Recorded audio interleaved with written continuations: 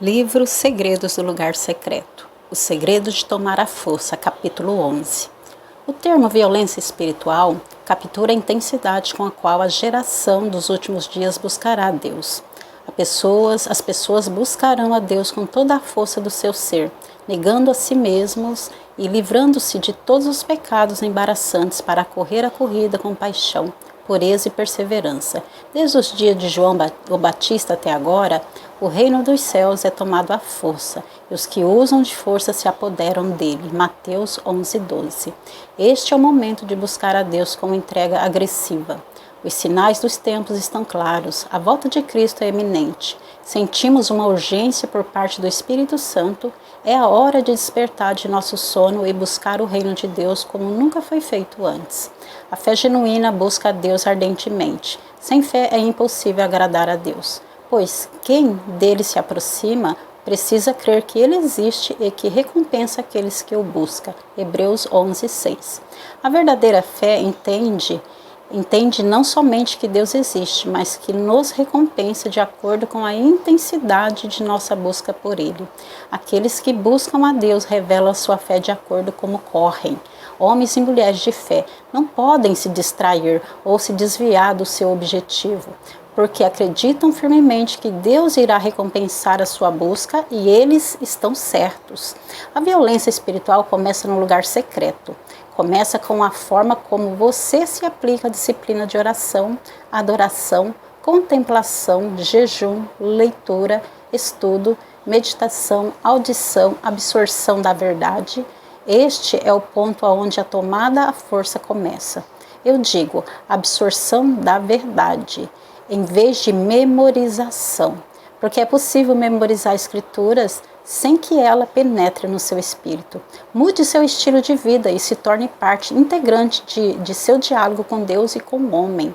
Uma das coisas mais violentas que você pode fazer é combater todos os elementos concorrentes de seu calendário e talhar consistentemente o tempo de se fechar no lugar secreto. Nos períodos em que você estiver muito atarefado, poderá aparecer 1000 outras vozes que clamam por sua atenção. Qual voz está no comando? A voz de tarefas incompletas ou a voz gentil que chama você para o lugar secreto? Golpeie sua espada contra os tentáculos invasores que procuram suprimir a sua vida secreta com Deus. Fique sozinho na presença de Deus, o homem de violência. Beije o filho, a mulher de violência. Também será necessário o esforço para fornecer ao seu corpo descanso suficiente, de forma que, ao entrar no lugar secreto, você não fique constantemente caindo no sono. Todos, um dia ou outro, acabam dormindo quando estão sozinhos na presença de Deus. Faz parte da nossa natureza humana e Deus compreende isso. Entretanto, o homem de violência e sabedoria executará qualquer medidas que sejam necessárias para ficar em alerta e comprometido regularmente com a parte mais prazerosa do dia. É fácil confundir o zelo natural com violência espiritual. Algumas pessoas demonstram um zelo incrível por Deus na forma como adoram, compartilham sua fé ou participam de estudos bíblicos. Mas se for um zelo natural, é um zelo que dura somente quando os outros estiverem observando. Quando essas pessoas estão sozinhas com Deus, o zelo desaparece e o nível de intensidade da atividade repentinamente é reduzido. O zelo natural deve ser trocado pelo verdadeiro fervor espiritual. Um zelo que é energizado por fogo santo interno que queima mesmo quando ninguém está olhando. Deus nos deu uma disciplina que é um dom extraordinário, uma ferramenta poderosa designada providencialmente por Ele para intensificar o esforço de nossa busca. Estou falando do jejum. O jejum, quando combinado com a oração, é uma das formas mais diretas e eficientes de acelerar o ritmo de sua corrida, especialmente se você estiver se sentindo um pouco letárgico em seu espírito. Que dom incrível é esta coisa de jejum! Esse provavelmente é um dos dons da graça mais subestimado, subempregado e mal compreendido. Não há mérito espiritual no jejum. Não se ganha pontos extra com Deus, mas isso renova seu espírito, sensibiliza sua audição e acelera o ritmo do fluxo divino através de sua vida. Para aqueles que estão comprometidos em explorar a violência espiritual, o jejum é um verdadeiro amigo.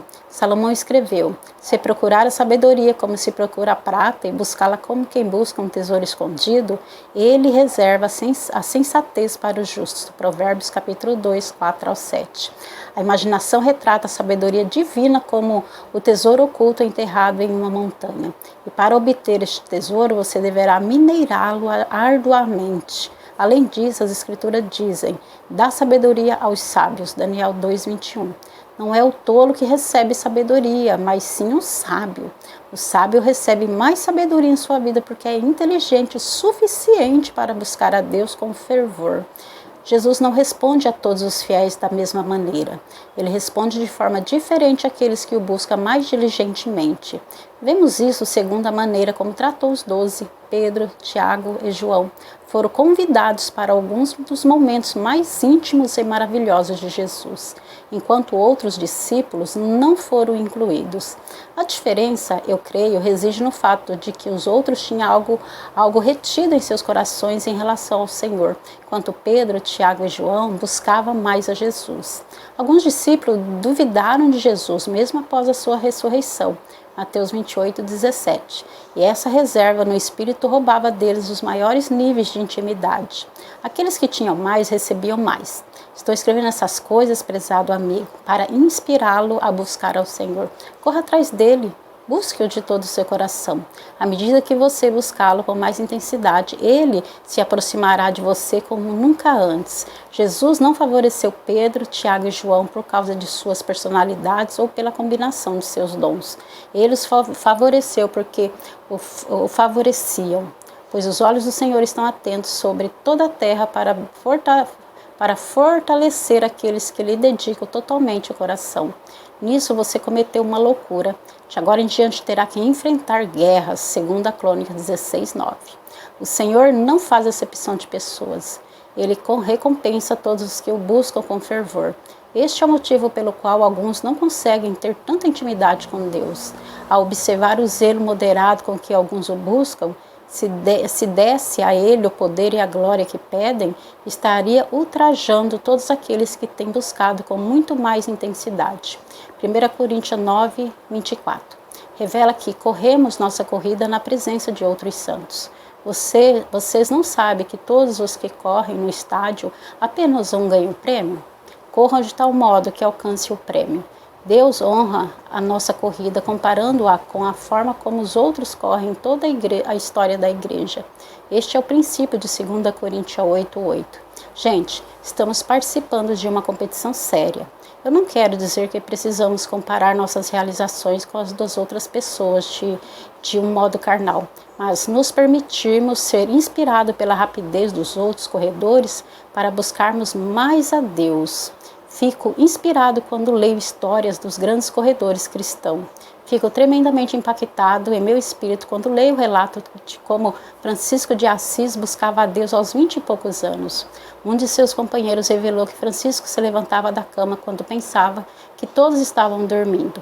E ele se ajoelhava no chão durante a melhor parte da noite e ficava orando uma única sentença: meu Deus e meu tudo. Só então ele dormia um pouco e acordava junto com os outros, um ritmo verdadeiramente intenso. Certa vez li sobre um prisioneiro chinês que fez jejum de alimento e água durante 76 dias, orando pela salvação de seus colegas prisioneiros que abusavam dele o tempo todo. Ao final de 76 dias, ele se levantou com uma força e autoridade sobrenaturais, pregou para os seus colegas de cela e todos os 15 se converteram na hora. Uau! Eu vi também sobre alguns crentes chineses que estavam junto em jejum de 21 dias, porque não viam ninguém ressuscitar há 3 semanas e achavam que havia alguma coisa errada. E os relatos são muitos. Amo ser inspirado pelos ritmos dos outros. Assim que você ler o relato a seguir, que é uma página do diário de John Wesley, verá um homem que não deixou que nada o impedisse a sua busca do alto chamado Deus.